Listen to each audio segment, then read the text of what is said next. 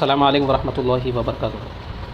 Good morning to all my dear brothers and sisters. جیسا کہ آپ اسکرین پر دیکھ رہے ہیں کہ آج ہم ایرکسن کے جو 8 اسٹیجز ہیں اس کے بارے میں ہم جاننے کی کوشش کریں گے، لیکن میں آپ کو بتا دوں کہ یہ پیپر 1 اور پیپر 2 دونوں کے لیے کافی اہم ہے۔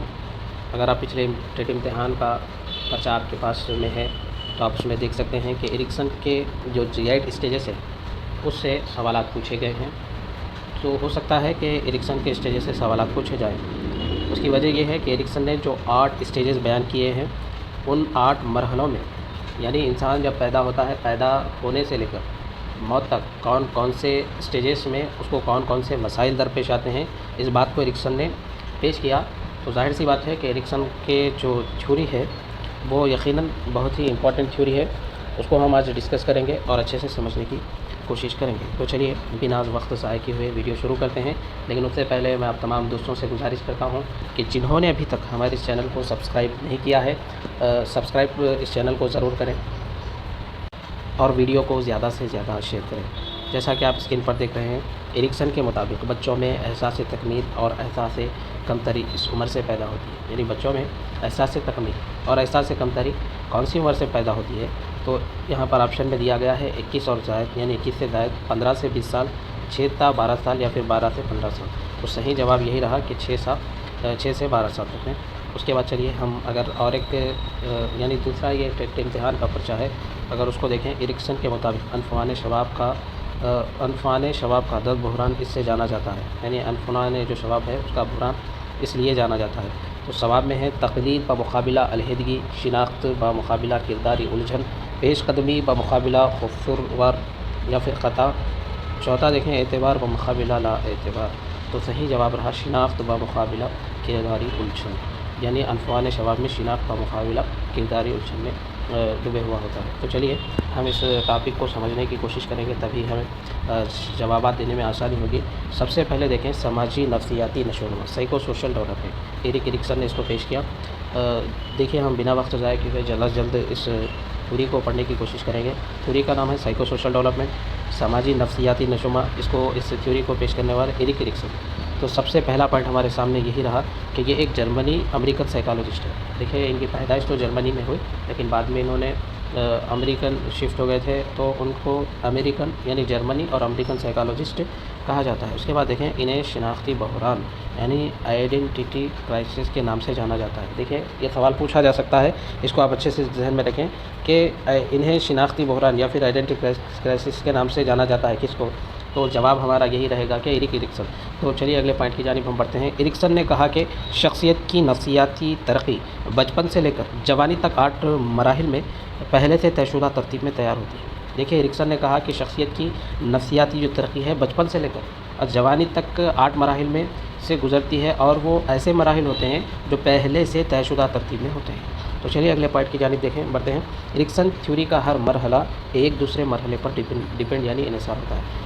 ایرکسن کا جو تھیوری کا مرحلہ ہے وہ ہر مرحلہ ایک دوسرے مراحل پر ڈیپینڈ ہوتا ہے، انحصار کرتا ہے۔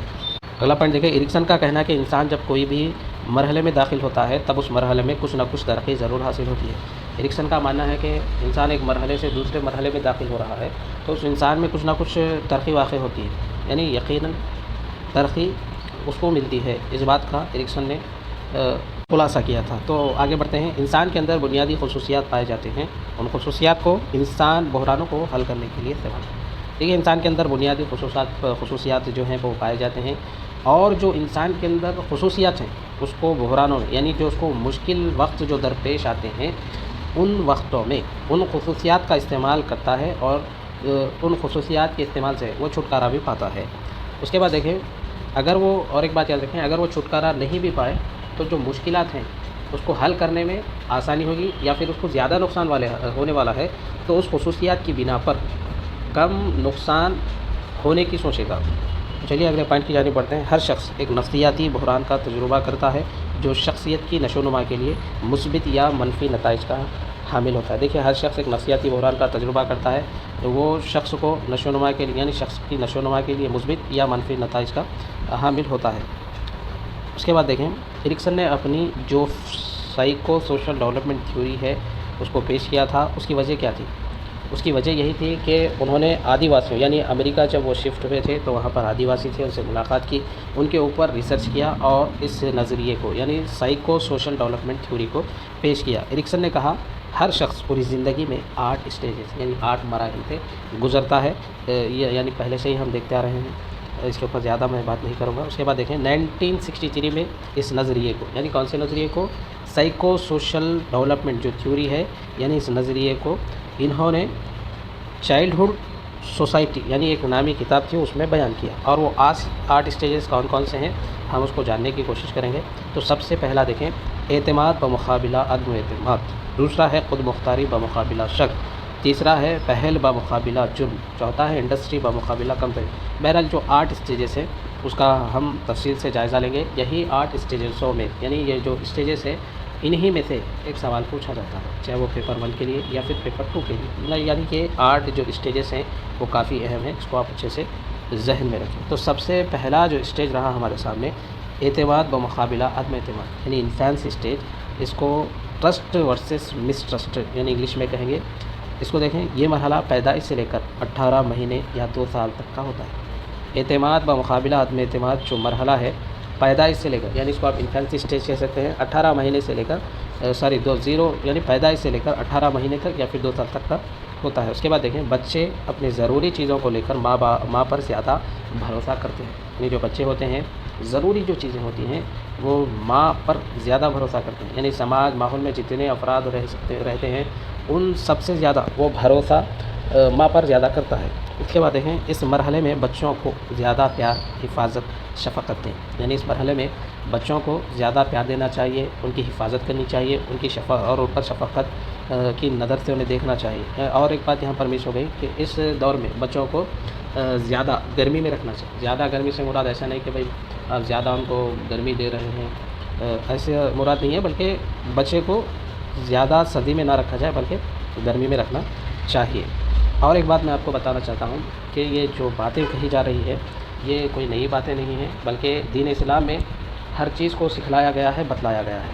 دین اسلام میں دیکھیے پہلے اس بات کو کہا گیا ہے کہ بڑوں کی عزت کرنی چاہیے، چھوٹوں پر شفقت کا معاملہ کرنا چاہیے، اور دین اسلام میں پیدائش سے پہلے سے لے کر موت کے بعد یعنی یہاں تک موت تک کی باتیں کی جا رہی ہے، لیکن موت جس انسان کی واقع ہو جائے اس کے بعد بھی کیا ہوتا ہے، یہ تمام باتیں دین اسلام میں سکھلائی گئی ہیں، لیکن دنیاوی حساب سے یہ ہمیں پڑھنا چاہیے۔ اور ایک بات یہ ہے کہ ان اسٹیجز کو اچھے سے ذہن میں بھی رکھنا چاہیے۔ تو اگلا پوائنٹ دیکھیں، یہ مرحلہ بچوں کو اچھی طرح سے ایڈجسٹ کرنا سکھاتا ہے۔ اگر آپ بچوں کو اچھا پیار دیں گے، ان کی اچھے سے حفاظت کریں گے، ان کے ساتھ شفقت کا معاملہ کریں گے، تو بچوں کو یعنی یہ جو اسٹیج ہے عدم بمقابلہ عدم اعتماد، اس میں بچے اچھی طرح سے ایڈجسٹ ہو سکتے ہیں۔ اس کے بعد دیکھیں خود مختاری بمقابلہ شرم اور شرم، اس کی مدت 2 سال سے لے کر 3 سال تک ہوتی ہے، یعنی جو اس کی مدت ہے 2 سال سے لے کر 3 سال تک کی ہوتی ہے۔ یہ مرحلہ ٹائلٹ ٹریننگ کا ہوتا ہے، یعنی بچوں کے جو ضروریات ہوتے ہیں اس مرحلے میں بچوں کو ٹریننگ دی جاتی ہے۔ اس کے بعد دیکھیں اگر بچے کو فریڈم دے تو بچہ خود مختار بنتا ہے، یعنی بچوں کو اگر فریڈم دے دیا جائے تو بچہ یہاں پر خود مختار بن سکتا ہے، یہ بات ایرکسن نے کہی ہے۔ اس کے بعد دیکھیں یہاں بچے میں مرضی خواہش پروغ پائے گی، یعنی بچہ دیکھیں یہ اسٹیجز میں اگر آ گیا تو وہ کس کی نہیں سنتا بلکہ یہی کہے گا کہ میری ہی صحیح، یعنی میں صحیح بول رہا ہوں، یہ میں جو بول رہا ہوں وہ ہی صحیح ہوگا، یعنی اور خواہش پروغ پاتی، یعنی میرے کو یہ چیز ہونا بس ہونا، چاہے دنیا ادھر کی ادھر ہو جائے، بچے کو صرف ہونا بس ہونا۔ اس کے بعد دیکھیں بچے پر زیادہ سختی نہ کریں اور نہ ہی زیادہ چھوٹ ہو، بچے کو اس اسٹیج میں زیادہ پیار بھی نہیں دینا چاہیے اور زیادہ چھوٹ بھی نہیں دینی چاہیے۔ اس کے بعد تیسرا جو اسٹیج ہے پہل بمقابلہ جرم، یہ جو مرحلہ ہے 3 سے 5 سال کا ہوتا ہے، اس مرحلے کو پلے ایج بھی کہتے ہیں۔ دیکھیے پلے ایج کا دور بھی کون سے مرحلے کو کہا جاتا ہے ایرکسن کے مطابق، تو وہ مقابلہ یعنی وہ اسٹیج کون ہے، اسٹیج پہل بمقابلہ جرم یعنی تیسرا اسٹیج ہے۔ یہ مرحلہ 3 سے 5 سال کا ہوتا ہے۔ یہاں بچہ ہر کام کو کرنے میں پہل کرتے ہیں، سوالات زیادہ کرتے ہیں اور تجسس زیادہ پایا جاتا ہے۔ دیکھیے بچہ ہر کام کو کرنے میں پہل کرتا ہے، یعنی آگے بڑھنے کی کوشش کرتا ہے، یعنی کوئی آپ کام کر رہے ہیں اس سے پہلے وہ کرنے کی کوشش کرتا ہے، اور سوالات بہت زیادہ کرتا ہے اور تجسس زیادہ، یعنی سوالات کرنے کے باوجود اگر آپ اس کو آنسر بھی دیں گے پھر بھی تجسس پایا جاتا ہے، اس میں مقصد کو حاصل کرنے کی صلاحیت آ جاتی ہے، یعنی کس طریقے سے مقصد کو حاصل کیا جائے، یعنی کوئی چیز اسے چاہیے تو وہ کس طریقے سے حاصل کرنا ہے وہ صلاحیت اس میں آ جاتی ہے۔ اس مرحلے کو دیکھیں پری اسکول ایج، پری گینگ ایج، پلے ایج، یعنی 3 بھی کہا جائے، پری اسکول ایج بھی کہا جاتا ہے اس مرحلے کو، پری گینگ ایج بھی کہا جاتا ہے، پلے ایج بھی کہا جاتا ہے۔ یہ مرحلہ بہت اہم ہے، اس کو آپ اچھے سے ذہن میں رکھیں۔ اس کے بعد دیکھیں اگلے جو مرحلے ہیں، یعنی اگلے جو 3 مرحلے آئیں گے وہ کافی اہم رہیں گے، ان سے سوالات پوچھے جا سکتے ہیں، اس کو آپ اچھے سے ذہن میں رکھیں۔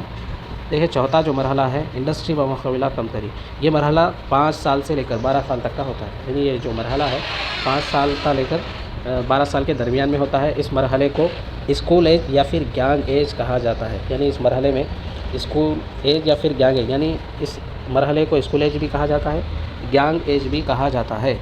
دیکھیں ایرکسن کے مطابق اسکول ایج کا جو مرحلہ ہے وہ کون سا اسٹیج ہے، یعنی کون سا مرحلہ ہے، یہ سوال پوچھا جا سکتا ہے، اس کو آپ اچھے سے ذہن میں رکھیں۔ چوتھا جو مرحلہ ہے اس اسٹیج کو اسکول ایج، اس مرحلے کو اسکول ایج یا پھر گینگ ایج کا مرحلہ کہا جاتا ہے۔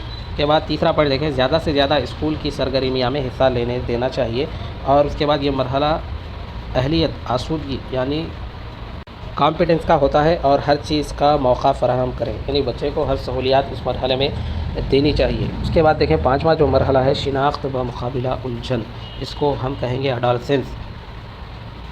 یہ مرحلہ 12 سال تا 18 سال تک کا ہوتا ہے، یہاں بچے کو اپنے آپ کو مشہور کرنے کی دھن سوار ہوتی ہے۔ دیکھیں یہ مرحلہ کافی اہم ہے بچوں کے لیے، یہاں پر یعنی یہ مرحلے میں بچہ اپنے آپ کو مشہور کرنے کی دھن میں رہتا ہے کہ میں اپنا نام روشن کیسے کروں، اور یہی وہ مرحلہ ہے جہاں سے پریشانیاں بھی شروع ہوتی ہیں، یعنی اسی مرحلے سے بچے کو پریشانیوں کا سامنا بھی کرنا پڑتا ہے۔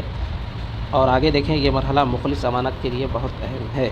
دیکھیے یہ مرحلہ کافی اہم ہے پیپر 2 والوں کے لیے، اس کو آپ اچھے سے ذہن میں رکھیں۔ شناخت با مقابلہ الجھن 12 تا 18 سال کے درمیان میں رہے گا، اڈالسنس اس کو کہیں گے۔ یہ مرحلہ 12 سے 18 سال کے درمیان کا ہوتا ہے، یہاں بچے کو اپنے آپ کو مشہور کرنے کی دھن رہتی ہے، اور اسی مرحلے سے بچے کو پریشانیاں درپیش آتی ہیں۔ اس کے بعد دیکھیں چھٹا جو مرحلہ ہے قربت و مقابلہ تنہائی، یہ مرحلہ 18 سال تا 40 سال تک کا ہے، یہاں زیادہ رشتے بنانے لگ جاتا ہے، یعنی ایرکسن نے کہا کہ بھائی 8 جو مرحلے ہیں ہر انسان اس مرحلے سے گزرتا ہے۔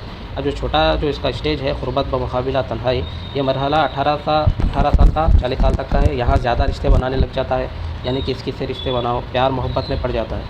اب اس کے اوپر زیادہ میں بحث کرنا نہیں چاہوں گا یا پھر اس کو ڈیپ میں بتانا نہیں چاہوں گا، تقریباً لوگ اس بات سے اچھے سے واقف ہی ہیں کہ پیار محبت میں پڑ جانا کسے کہتے ہیں۔ چلیے آگے بڑھتے ہیں۔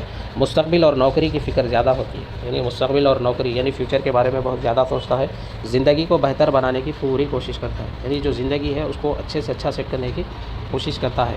وہ کون سا اسٹیج ہے؟ چھٹا اسٹیج، اس کو بھی آپ اچھے سے ذہن میں رکھیں۔ تو چلیے اب ہم 7ویں اسٹیج کی جانب بڑھتے ہیں، پیداواری و مقابلہ جمود۔ یہ مرحلہ 40 تا 65 سال تک کا ہوتا ہے، یہ لوگ بہت تجربے کار ہوتے ہیں، یعنی مڈل ایڈلٹہڈ، یعنی یہاں پر لوگ تجربے کار ہو جاتے ہیں۔ یہ 40 تا 65 سال کے درمیان کا مرحلہ ہے۔ اپنے مستقبل کے ساتھ اپنی پیڑھی کی فکر کرتے ہیں، یعنی اپنے مستقبل کے بارے میں بھی سوچتے ہیں کہ بھئی ہمارا کیا ہوگا، اور اس کے ساتھ ساتھ اپنے جو بچے ہیں ان کے بارے میں بھی سوچتے ہیں کہ ارے بھئی ان کا بھی کیا ہوگا۔ اس کے بعد دیکھیں اپنے سے جو چھوٹے ہوتے ہیں ان کی اصلاح کرتے ہیں، یعنی چھوٹوں میں اگر کچھ خامیاں ہوتی ہیں تو اس کی اصلاح کرتے ہیں، ان خامیوں کو دور کرتے ہیں اور سماج کو بہترین انسان بنا کر دیتے ہیں۔ اس کے بعد دیکھیں آخری جو اسٹیج ہے سالمیت اور مایوسی، یہ مرحلہ 65+ یعنی 65 سال کی زائد عمر کا ہوتا ہے، یہاں انسان اپنی ساری زندگی کے بارے میں سوچتا ہے، انہیں 4 تا 5 جنریشن کا تجربہ ہوتا ہے۔ دیکھیں بہت ہی آخری اسٹیج ہو رہے گا، یعنی اس اسٹیج تک اگر زندگی باقی رہی تو سب کو جانا ہے۔ یہاں پر انسان یہ سوچے گا کہ میں نے ساری زندگی میں کس کام کو انجام دیا، کون سا کام کیا۔ تو دیکھیں ایرکسن کے جو 8 اسٹیجز ہیں اس کے بارے میں نے آپ کے سامنے ایک ایک کر خلاصہ کیا ہے، تو آپ کا کام ہے کہ چوتھا 5واں جو اسٹیج ہے، تیسرا چوتھا 5واں، یہ 3 اسٹیجز کو اچھے سے ذہن میں رکھیں۔ پیپر 1 اور پیپر 2 یہ دونوں کے لیے کافی اہم ہے، پیپر 1 اور 2 یہ دونوں میں بھی سوالات پوچھے جا سکتے ہیں۔ تو چلیے پھر اگر ہماری اگلی ویڈیو میں ملاقات ہوگی انشاءاللہ العزیز، اگلی ویڈیو میں